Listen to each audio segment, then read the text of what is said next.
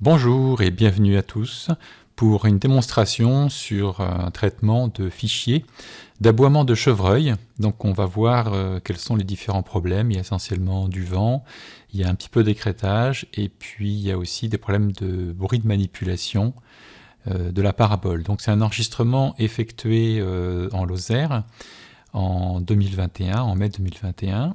Donc c'est un enregistrement avec une parabole et un enregistreur Mixprecis. Donc on va écouter cette séquence.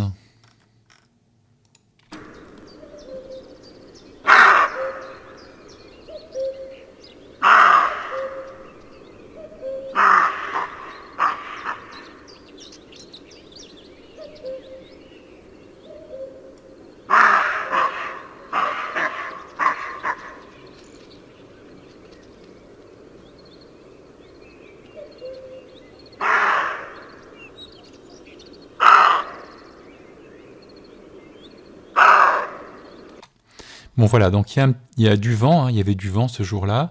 Donc on entend les problèmes de vent là au niveau de la parabole, ici et puis ici. Et puis il y a certains endroits, alors on ne le voit pas ici, mais on l'a ici, donc il y a un problème d'écrêtage.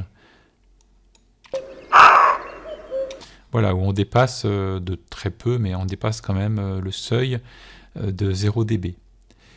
Alors, on va commencer donc dans l'organigramme classique des différentes étapes de traitement d'Erix, justement par le declip, donc pour enlever les problèmes d'écrêtage.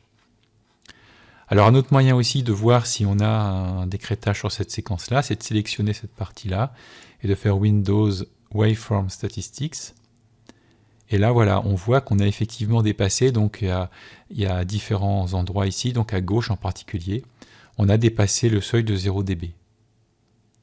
Donc de manière très ponctuelle, mais on l'a quand même dépassé. Donc avec des possibilités d'échantillons écrêtés, donc au nombre de 4.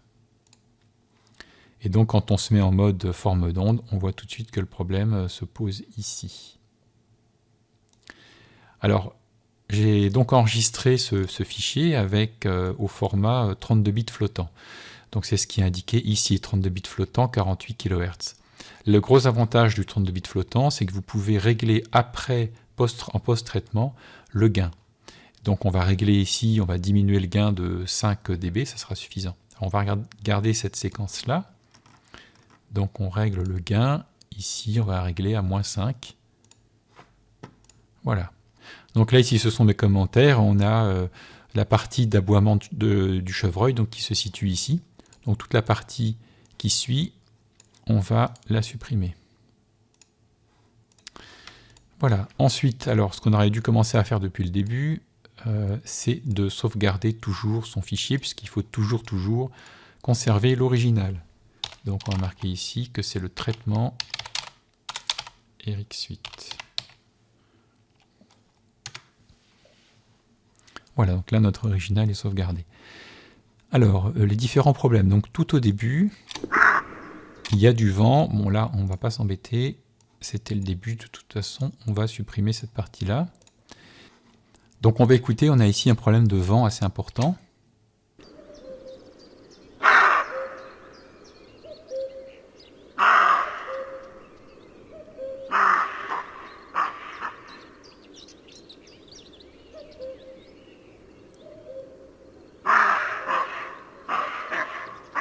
Voilà, dans les 14 premières secondes. Après, on a plus de problème de vent.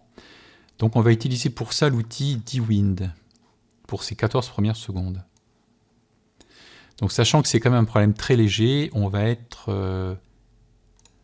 très prudent sur l'utilisation de ce dwind. Alors, on peut commencer par utiliser le preset qui concerne justement Light Reduction. Et on va voir ce qu'il nous propose. Donc là, il nous propose de commencer à supprimer le vent à 1000 Hz maximum. Donc on voit que pour nous c'est beaucoup trop. Si je zoome ici sur le spectrogramme, on voit que le vent, là ici, les coups de vent, ils sont alors environ, voilà, je vois en bas, on est à 240 Hz. Donc je vais le baisser ici, c'est pas la peine d'aller traiter plus haut. Donc je vais mettre à 300 Hz. Voilà, par sécurité. Et puis alors Fundamental Recovery, ça c'est complètement inutile ici. C'est vous avez des voix avec justement des fréquences très basses. Donc quand il y a du vent, ça peut masquer ces fréquences très basses. Et là, avec Fundamental Recovery, il va les recréer. Donc ici, on va le mettre à 0. Ensuite, on a Artifact Smoothing. Donc là, ça va prendre en compte la réduction des bruits musicaux. C'est-à-dire que quand vous allez avoir du vent, il va y avoir des sortes d'artefacts qu'il va considérer comme de la musique. Et donc, il peut réduire ces artefacts-là.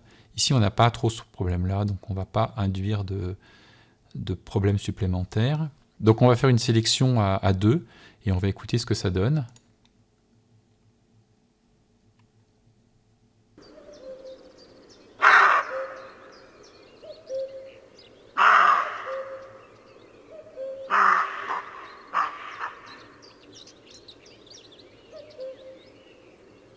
Voilà, le vent paraît bien réduit là, ça me semble bien. On va faire render.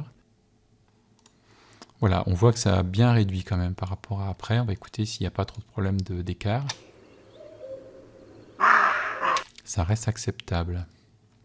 Ce qu'on peut faire ici, là, pour éviter ce problème de transition, c'est d'utiliser le Spectral Repair. Et puis on va essayer de faire une atténuation de cette transition-là. Donc on va sélectionner ces fréquences-là. Et donc on va faire dans l'interpolation horizontalement, et on va prendre ce qu'il y a avant. On va prendre une bande de fréquences, un nombre de bandes de fréquences assez élevé, ce qui va permettre d'avoir de la précision en fréquence. Même on va prendre le maximum. Voilà, comme ça il va venir rechercher ce qu'il y a juste avant. On va enlever la multirésolution puisqu'on fixe justement un nombre de bandes de fréquences élevées. Voilà, je pense que là, alors la force, on ne va pas faire trop fort. On va essayer. Voilà, ça semble pas mal. En plus, on est bien avec la transition, avec le cri du chevreuil, donc il y aura moins cette perception de la transition.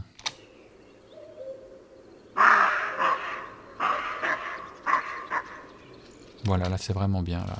À l'oreille, c'est très bien. Voilà.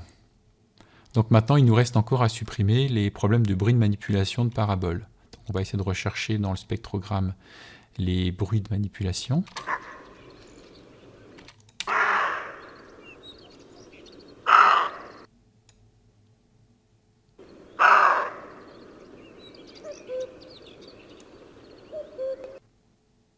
Voilà, il y en a effectivement ici. Donc là, on a plusieurs possibilités. On peut utiliser le Spectral Repair en utilisant la fonction Replace. Donc on va prendre une bande de fréquence, un nombre de bandes de fréquences élevées. On peut sélectionner cette partie-là et on va utiliser ce qu'il y a avant, puisque avant, il n'y a pas de problème d'impact alors qu'il y en a un juste après. Voilà, et un nombre de fréquences élevées. Voilà, on écoute, je pense que c'est très bien. Oui, c'est bien. Donc il reste le deuxième ici à supprimer aussi. Donc cette fois, on va prendre la partie droite, puisqu'il a déjà fait une interpolation sur la partie gauche. Et on va réduire, render. C'est parfait. Ici, il y a un petit bruit d'impact aussi, là. Donc on va utiliser la même fonction de replace. Voilà, c'est bon. Ensuite, alors voilà, là, alors je reprends je double-clique pour bien voir sur le spectrogramme. On a effectivement 3 bruits d'impact ici. Donc on a encore la possibilité d'utiliser replace. On peut faire ça, on prend. Alors on va plutôt prendre avant puisque ça paraît plus homogène.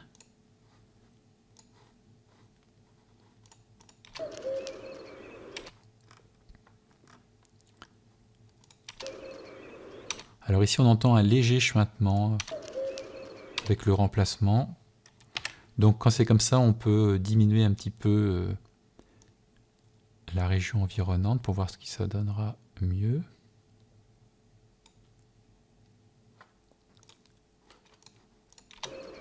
Non, c'est pas bien. Donc on a aussi une autre possibilité, c'est d'utiliser le pattern de façon à ce qu'il essaie de trouver dans le fichier une partie qui lui semble correspondre à ce qu'on veut enlever. Donc pour ça, 6 secondes, c'est vraiment aller chercher loin. On va réduire ici la zone pour pas qu'il aille chercher trop loin. Parce que s'il va chercher trop loin, il pourrait nous remplacer par justement ce qu'on ne souhaite pas. Alors on va faire une sélection avec la brosse. Donc sur la région où il va justement faire la modification, on va prendre ça, on va prendre une largeur de bande élevée, et puis voilà, on essaye comme ça. Alors ça marche pas, je pense justement qu'il a dû aller chercher un motif. Alors pour bien comprendre la fonction pattern, si par exemple je vais dans le spectrogramme rechercher toute cette zone là, et que je vais faire donc pattern, si je prends une grande zone, je vais faire render, voilà, vous comprenez tout de suite ce qu'il fait. Donc là, il est allé chercher une partie de ce motif-là, et une partie de ça aussi, qu'il est venu remplacer, puisqu'il considère que la partie qu'on souhaite enlever ressemble, enfin, du moins à une similarité avec cette partie-là. Donc là, évidemment, ce n'est pas du tout ce qu'on souhaite, mais c'est pour bien comprendre comment fonctionne cette fonction pattern. Donc je reviens à mes 3 impacts. Donc on a aussi une fonction qui marche très très bien pour un cas comme ça. On peut faire soi-même cette fonction pattern, c'est-à-dire que nous, on sait exactement ce qu'on veut trouver dans le fichier pour pouvoir remplacer ça. Donc il suffit simplement de faire une sélection. Par exemple, on va prendre quelque chose d'homogène dans le bruit, on va prendre cette partie-là. On va faire un CTRL-C pour copier, et on va venir ici coller. Voilà, de façon à remplacer ce bruit d'impact. On va faire pareil ici. CTRL-V, et puis ici alors on va prendre le bruit qui correspond à celui-là, donc CTRL-C, CTRL-V, et voilà. Et donc on va écouter, vous allez voir que ça fonctionne en général très bien. Voilà, c'est absolument imperceptible. On a peut-être légèrement quelque chose ici, mais on peut faire encore la même chose. On va prendre cette partie-là et on va la coller. Alors on peut se permettre de faire ça dans le bruit de fond, puisqu'il n'y a pas de problème de phase, ça fonctionne très bien. On ne pourrait pas faire ça sur des motifs sonores, puisque sinon évidemment, faire des copiers comme ça sur le spectre, on induirait des problèmes de phase. Mais là, ça fonctionne vraiment très très très très bien. On a encore un bruit d'impact ici, donc on peut faire la même chose. En plus, c'est quelque chose de très rapide et qui fonctionne bien, donc il n'y a pas de raison de s'en priver. Voilà, bah là pour cette partie-là, on est bien. Donc voilà, là maintenant, on a cette fois un beau fichier avec une belle ambiance sonore. On va écouter.